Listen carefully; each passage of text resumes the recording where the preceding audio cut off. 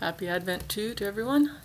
This is part 2 of The Christmas Dollar by Debonair Kovacs. Merry Christmas! Dr. Andrea Martin blew through the door of her office the next day with a cheery greeting for her new assistant, Mark Vasquez. With the new fiancé in the picture, he could use all the money he could get. That's why she was delighted with the surprise she had for him. Mark looked puzzled when she held out the envelope. "I had an emergency call, and it made this possible. Open it." Mark looked inside.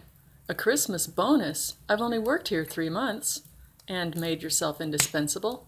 Enjoy." Mark was more delighted than his employer knew. He'd been saving for a really special present, and now he had enough. He took a tattered clipping out of his pocket. "Lady's pearl necklace," it read. And the price was unbelievable. Imagine Maria's face when he gave her real pearls. He called, and to his joy the man said he still had the necklace. That evening Mark hurried to the address he'd been given. A bent old gentleman answered the door. "Mr. Peterson?"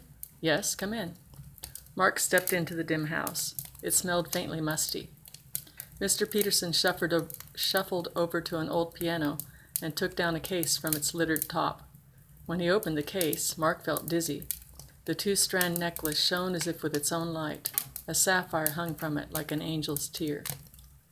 He touched it gingerly. "Are you sure you want to sell this? And for so little?" he couldn't help asking. Mr. Peterson looked up at a faded portrait on the piano. It showed a glowing young woman wearing the pearls. "I gave them to her for our 10th anniversary. He sighed and turned to Mark. "She can't wear them anymore. Didn't seem right to have them lying about. Some woman will love them, like she did." "My fiancé," said Mark, and something made him get out his wallet to show the old man Maria's picture. For the first time, Mr. Peterson smiled.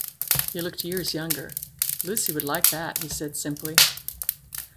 After the young man had left, visibly excited over his treasure, Joe Peterson spread out the bills on the closed piano keyboard. One of them was so tattered it ought to have been reclaimed by the bank. He looked up at the picture and smiled.